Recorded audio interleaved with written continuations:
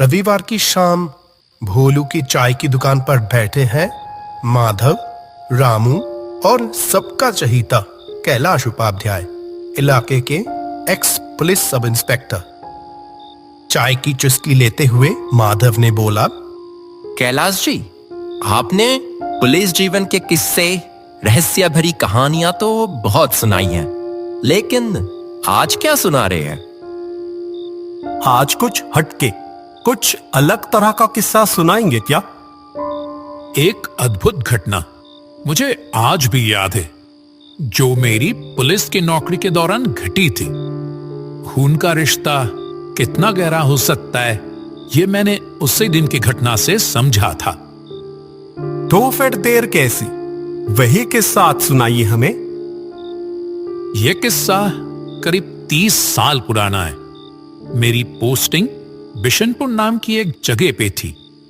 असली मायने में गांव जिसे कहते हैं, बिल्कुल वैसा ही। बिजली तो वहां पहुंची ही नहीं थी। गांव के आखिरी छोर पर एक घर में रहने का इंतजाम किया गया था।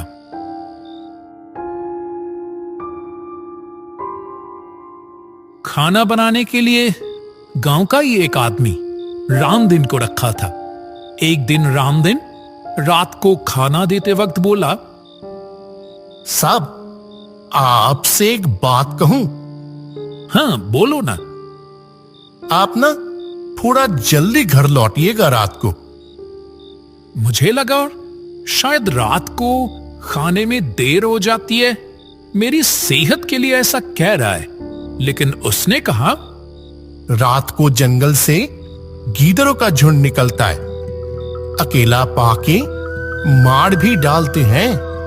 कितनों ने तो जान तक गंवाई है, इसीलिए कह रहा था। ओ ये बात है, तुम फिक्र मत करो, मेरे पास बंदूक रहती है हमेशा। और हम पुलिस वालों को इतना वक्त देखकर चलना तो शोभा नहीं देता ना।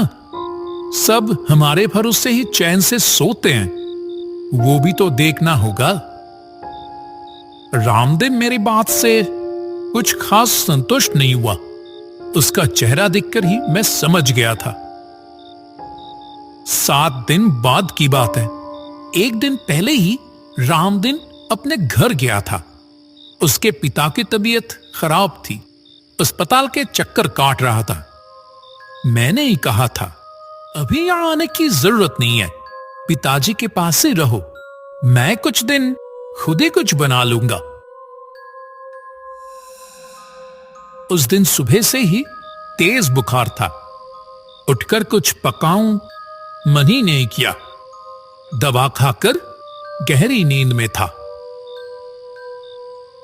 पुलिस चाचू, मेरे साथ चलो ना।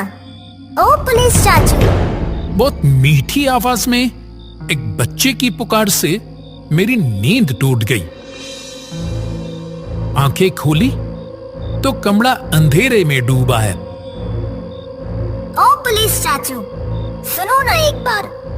फिर वही आवाज, इतनी रात को बच्ची की आवाज, वो भी मेरे दरवाजे पर। हैरानी तो हुई मुझे। मेरे पास आई है कोई मुसीबत है क्या? नहीं, जाना ही पड़ेगा। खाली पेट बुखार की तेज दवा खाई थी, इसलिए सर भारी हो रहा था। लेकिन उस बच्ची की आवाज में इतना दर्द था कि मैं मना नहीं कर पाया। दरवाजा खोलते देखा, एक छोटी लड़की चौखट पर खड़ी है। उसकी आंखों में आंसू। अरे बेटी, तुम इतने रात गए यहां? वो लड़की रोते हुए कहा, पुलिस चाचू, हाँ बस एक बार मेरे साथ चलो ना। तुम्हारे साथ जाऊंगा, पर कहां? हमारे घर। मेरी माँ बहुत मुसीबत में है। तुम्हारी मां मुसीबत में? हुआ क्या है? वो लंबी कहानी है। आप तुरंत मेरे साथ चलोगे क्या? बुखार का ख्याल दिमाग से निकल गया। उसकी पुकार में इतनी तड़प थी कि उसे ना करने की हिम्मत नहीं थी मुझ में। जरूर चलूंगा, रुको जरा। वो बच्ची मेरे आगे आगे चल रही थी। उसे देखकर काफी बुरा लग रहा था। नंगे पैर चलने में उसे काफी तकलीफ हो रही थी।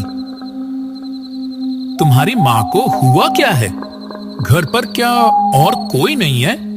इतनी रात में तुम्हें अकेला भेज दिया मेरे पास। बाकी लोग क्या थाने गए हैं? नहीं, और कोई नहीं है मेरा। लड़की ने और कोई जवाब नहीं दिया, चुपचाप चलती रही। थोड़ा आगे बढ़ते ही अचानक अंधेरे से दो आदमी निकल आए। जा कहाँ रहा है? चलो, अच्छा ही हुआ तू रास्ते में मिल गया। तेरे घर ही जा रहे थे। खबर मिली थी कि तेरा नौकर घर पे नहीं है। आज रात ही तुझे टपका देंगे। अरे तुम लोग कौन हो? हम तेरी मौत हैं। अरे बता ही दे, वैसे भी थोड़ी देर में लुढ़क जाएगा। मन में दुख मत रखने दे। मंगलू भाई के आदमी हैं हम। तू जब से यहां आया है तब से बॉस के काम में बाधा डाल रहा है। हो तो तुम लोग उसके आदमी हो। गैर कानूनी धंधे चलाना, तस्करी करना, जुआ सट्टा, ये सब रोकूंगा नहीं तो क्या छोड़ दूंगा? फिर बॉस के बारे में उल्टा सीधा बोल रहा है। रिश्वत देंगे तो भी नहीं लेगा।